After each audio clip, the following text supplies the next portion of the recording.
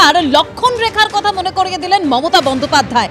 যে শিক্ষকরা, যে চাকরিহারা শিক্ষকরা চাকরি চাইতে গিয়ে মার খেয়েছে, যাদের বিরুদ্ধে মামলা হয়েছে, পুলিশ গ্রেফতার করবে এরকমও নোটিশ দিয়েছে, এবার তাদের আন্দোলনকে এবার মুখ্যমন্ত্রী মমতা বন্দ্যোপাধ্যায় বললেন যে আন্দোলনের লক্ষণ রেখা থাকা উচিত, শিক্ষক কম বহিরাগত বেশি।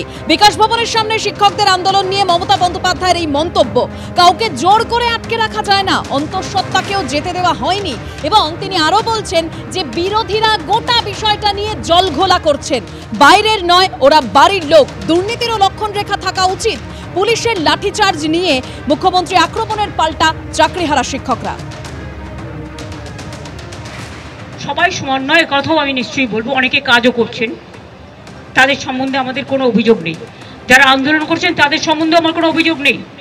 আমার অভিযোগ একটাই, কাউকে আটকে রাখা জোর করে যায় না, রাস্তা অবরোধ করে মানুষের ক্ষতি করা যায় না, এটা কারো কাজ নয়। এবং এতে বাইরের লোকেরা আছে, টিচারের সংখ্যা কম, বাইরের লোকের সংখ্যা বেশি। এই তো দেখছেন মেয়েরা বলছে প্রেগনেন্ট মাদার বাড়ি যেতে দিচ্ছে না, অফিসে কাজ করছে তাকে 14 ঘন্টা 18 ঘন্টা 20 ঘন্টা আটকে রেখে দেওয়া হয়েছে। একটি মেয়ে পরীক্ষা দিতে গেছে, পরীক্ষার্থী, সে বারবার বলেছে আমি বাড়ি যাব, আমার বাড়ির লোক চিন্তা করবে, তাকে নামতে দেওয়া হয়নি, বেরোতে দেওয়া হয়নি, এবং সে ভয়ে লাফ দিয়েছে, তার পায়ে চোট আছে, সে হসপিটালে ভর্তি হয়েছে। মনে রাখতে হবে না, আগে আমরা মানবিক মানুষ, মানবিকতাকে শ্রদ্ধা করলে তাকে ভালোবাসা যায়, তাকে সম্মান করা যায়। আমি আন্দোলনের বিপক্ষে নই, কিন্তু আন্দোলন করারও একটা লক্ষ্মণ রেখা আছে। আমার যেমন অধিকার নেই কাউকে বাধা দেবার, অন্যেরও অধিকার নেই আমাকে বাধা দেওয়ার। আমি তো বলবো আপনারা এখানে না করে আইনে লড়াই করুন, আমরা পুরো সাহায্য করব। আমরা নিজেরাও তো করছি, আমাদের সাধ্যমতো আমরা করছি, আমরা তো ওদের বিপক্ষে নই। কিন্তু কোনো রাজনৈতিক দল যদি মনে করেন রাজনৈতিক দল জল ঘোলা করবেন, তাহলে সেই রাজনৈতিক দলকে আমার কোয়েশ্চেন থাকবে, কোর্টে গিয়ে কেসটা তো আপনারা করেছিলেন, এটা করা কি ঠিক ছিল? জাস্ট এই পর্যন্ত। সরাসরি বিকাশ ভবনের সামনে চলে যাব, যেখানে চাকরিহারা শিক্ষক শিক্ষিকারা তারা টানা আন্দোলন চালিয়ে যাচ্ছেন। সেখান থেকে আমাদের প্রতিনিধি অর্ণব মুখোপাধ্যায় এই মুহূর্তে রয়েছেন। অর্ণব, মুখ্যমন্ত্রী মমতা বন্দ্যোপাধ্যায় একেবারে চাকরিহারাদের আন্দোলনকে যেরকম ভাবে তিনি বললেন যে এখানে শিক্ষক কম বহিরাগত বেশি এবং আন্দোলনের লক্ষণ রেখা থাকা উচিত, চাকরিহারারা তারা কি বলছেন? দেখো, এই মুহূর্তে আমরা বিকাশ ভবনের সামনে রয়েছি। তুমি দেখতে পাচ্ছ যে যারা চাকরিহারা রয়েছেন তারা কিন্তু এই মুহূর্তে বিকাশ ভবনের সামনে তারা কিন্তু এখনও অবধি বসে রয়েছেন, এবং তারা এখানে বসে রয়েছেন। তাদের সঙ্গেও আমরা কথা বলে নেওয়ার চেষ্টা করব, যারা রয়েছেন তাদের সঙ্গেও আমরা কথা বলে নেওয়ার চেষ্টা করব।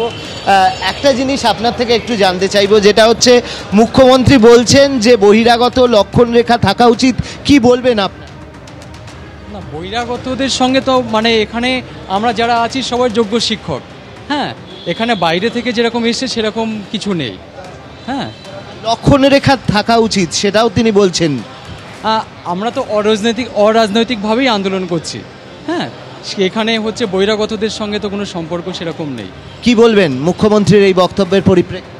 মুখ্যমন্ত্রী তো মিথ্যুক, তো ওই মিথ্যুক মুখ্যমন্ত্রীর কথা আমরা কোনো এখন পাত্তা দিই না। আমাদের এখানে কোনো বহিরাগত নেই, আমরা যোগ্য প্রার্থী। আমাদের এত বাতলা না মেরে আমাদের সঠিক ওয়েমার্কশিট প্রকাশ করে আমাদের রিভিউয়ের ব্যবস্থা করে যোগ্য প্রার্থীদের চাকরির ব্যবস্থাটা করুক। আগে যেমনভাবে আমরা যাচ্ছিলাম সেইভাবে সেই ব্যবস্থাটা করুক, বাতলাটা কম মারুক। দেখো, এখানে মানুষজন রয়েছেন, এখানে যারা গ্রুপ সি এবং গ্রুপ ডি যারা যোগ্য তারাও এদের সঙ্গে যোগ দিয়েছেন, এবং তার পাশাপাশি শিক্ষকরা তো রয়েছেনই এবং তারা এখানে এখনও অবধি বসে রয়েছেন। তবে এই মুহূর্তে আমরা যেরকমভাবে দেখতে পাচ্ছি যে যুব কংগ্রেসের একটি টিম তারা এখানে এই মুহূর্তে এসে পৌঁছেছেন, এবং যুব কংগ্রেসের যে টিম তারা এখানে এসছেন তাদের সঙ্গে দেখা করতে, তাদের সঙ্গেও কথা বলে নেওয়ার চেষ্টা করব। আপনারা আজকে যুব কংগ্রেস থেকে এসছেন, মুখ্যমন্ত্রী বলছেন যে বহিরাগতরা এখানে আসছেন, কি বলবেন? না দেখুন, বহিরাগত কারা আসছে সেটা তো আগের দিনকে দেখাই গেছে না। নেতা মন্ত্রীরা আসলো, তার কয়েক ঘন্টার মধ্যে এখানে পুলিশ পাঠিয়ে যারা আন্দোলনকারী তাদের উপরে আক্রমণ করা হলো। লজ্জা হওয়া উচিত মুখ্যমন্ত্রী। আপনাদের ভূমিকা কি এখানে? দেখুন, আমরা এখানে কোনো রাজনীতি করতে আসিনি, আমরাও প্রত্যেকে শিক্ষিত, আমরাও পড়াশোনা জানা ছেলে, যারা আজকে এখানে যে সমস্ত বাড়ির মায়েরা বোনেরা এখানে রয়েছেন এবং দাদারা রয়েছেন তাদের প্রতি সহমর্মিতা জানিয়ে আমরা তাদেরকে প্রায় 100টি মহিলা এখানে আছেন। গভর্নমেন্টের তো বোঝা উচিত যে একটা বায়ো টয়লেট পর্যন্ত এখানে নেই। ওনারা যে নিষ্কাশ করতে যাবেন, কোথায় যাবেন?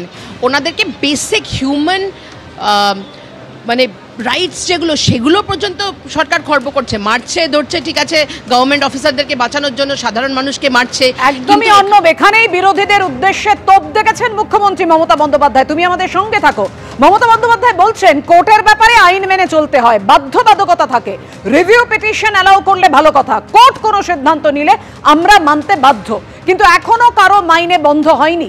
যারা উস্কাচ্ছে তারাই কিন্তু ওদের বিরুদ্ধে মামলা করেছে। কি বলেছেন মুখ্যমন্ত্রী দেখুন। আমার যথেষ্ট সিম্প্যাথি ওদের প্রতি আছে, ছিল এবং থাকবে। কিন্তু আপনাদের একটা জিনিস মানতে হবে, আমি তো মিটিং করে বলেছিলাম আমরা রিভিউ করব। কোর্টের ব্যাপারে আমাদের আইন মেনে চলতে হয়, একটা বাধ্যবাধকতা থাকে, এটা সবাইকে বুঝতে হবে। এবং আমাদের দিক থেকে আমরা রিভিউ পিটিশন করেছি। যদি রিভিউ পিটিশন অ্যালাউ করে ভালো কথা। আমরা চাইব, আমাদের আইনজীবীরা চাইবেন তাদের মতো যাতে ওদের চাকরি থাকে। কিন্তু সেখানে কোর্ট যদি কোনো ডিসিশন নেয় তাহলে আমি বলতে পারি না যে আমি মানব না, কারণ কোর্টের ডিসিশন মানতে আমরা বাধ্য। কিন্তু সেক্ষেত্রে এখনো পর্যন্ত কারো মাইনে বন্ধ হয়নি। এমনকি গ্রুপ সি গ্রুপ ডি যারা টাকা পাবে না তাদের জন্য একটা স্কিম করে টাকা দেওয়া হচ্ছে। তার উপরে আমি জানি না, আমার একটা জিনিস খুব খারাপ লাগে, যারা উস্কাচ্ছে তারাই কিন্তু মামলাটা করেছে ওদের বিরুদ্ধে। চাকরিগুলো কিন্তু আমাদের জন্য যায়নি। চাকরিগুলো যাদের যাবার পথে দাঁড়িয়েছে সেটার জন্য দায়ী যারা, আমি তাদের বলবো এটা না করলেই পারতেন। যারা চাকরি খেয়েছেন তারাই যদি আজকে নাটের গুরুরা যদি আজকে তাদের স্বার্থ রক্ষার গুরু হয়ে যায়, সেখানে আমার আপত্তি আছে। তাদের রাজ্য সরকারকে বিশ্বাস করা উচিত ছিল। আমি নিজে ওদের সাথে মিটিং করেছি। শিক্ষকদের কাছ থেকে আমরা মিনিমাম সম্মান, সৌজন্য এটুকু প্রত্যাশা করি। রাজনীতির ঊর্ধ্বে থেকে তারা সমাজকে সেবা করুন। আবার সরাসরি চলে যাব ধর্নাস্থলে। এই মুহূর্তে আমাদের সঙ্গে রয়েছেন আমাদের প্রতিনিধি অর্ণব মুখোপাধ্যায়। অর্ণব, মুখ্যমন্ত্রী মমতা বন্দ্যোপাধ্যায় একেবারে পরিষ্কার করে দিচ্ছেন, স্পষ্ট বলছেন বারবারে যে চাকরিহারা শিক্ষক শিক্ষিকাদের সরকার বেতন বন্ধ করেনি। চাকরি যাদের জন্য গেছে তারা দায়ী, তারা এটা বলতে পারবেন ভালো করে। যারা চাকরি খেয়েছেন, নাটের গুরুরা এখন যদি তাদের স্বার্থ রক্ষার গুরু হয়ে যায় তাহলে আপত্তি আছে।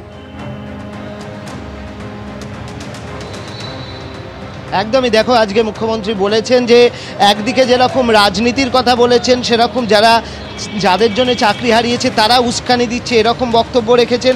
এর পরিপ্রেক্ষিতে শিক্ষকরা কি বলছেন? আজকে মুখ্যমন্ত্রী বলছেন যে আপনাদের মাইনে তো বন্ধ হয়নি, যাদের জন্য চাকরি হারা হয়েছেন তারাই নাকি এসে উস্কানি দিচ্ছে। কি বল? দেখুন, কে উস্কানি দিচ্ছে সেটা আমরা বলতে পারবো না। আইনি লড়াই হচ্ছে, মানে ছোট্ট জিনিস, সরকার বা সরকারের প্রতিষ্ঠান এসএসসি তারা যোগ্য অযোগ্য লিস্ট পরিষ্কার সার্টিফাইড করে দিলে কোনো সমস্যা থাকে না। আমরা যোগ্য শিক্ষক শিক্ষিকা, আমাদেরকে সিবিআই কোনোভাবেই আমাদের নামে অ্যালিগেশন আনতে পারেনি।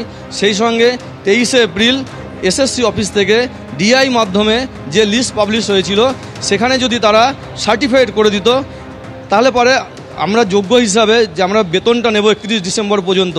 আপনি আমাকে বলছেন আমি যোগ্য, তাহলে আমার চাকরিটা যাবে কেন? সেই সঙ্গে আর একটা প্রশ্ন আমি রাখতে চাই যে সিবিআই যোগ্য অযোগ্য আলাদা করেছেন, একরকম অযোগ্য চিহ্নিত করে দিয়েছেন। যাদেরকে অযোগ্য প্রমাণ করতে পারলেন না তাদেরকে যোগ্য ধরে নেওয়াই শ্রেয়। যদি তারা অযোগ্য হতো তাহলে সিবিআই তাদেরকে চিহ্নিত করতে পারতেন। হয়তো উনি বলছেন যে আইনের পথে যান, সরকার সাহায্য করবে। আইনের পথে তো আমরা আইনের পথেই আছি, কিন্তু আমরা দেখেছি তো যে হাইকোর্টে আমাদের প্যানেল বাতিল হওয়ার পর সুপ্রিম কোর্টেও আমাদের প্যানেল বাতিল হয়েছে। তাহলে আমরা আইনি লড়াই লড়ছিলাম। এবার আমাদের যেটা প্রশ্ন, আপনি সুপ্রিম কোর্টের যে রায়, সেই রায় অনুযায়ী আপনি আবার পরীক্ষা নিতে চাইছেন। পরীক্ষা আপনি নেবেন কাদের? আপনি যারা ছোট ছোট ভাই বোনরা যে দীর্ঘ 9 বছর পরীক্ষা দিতে পারছেন, আপনারা দিতে রাজি? আমরা পরীক্ষা কেন দেব?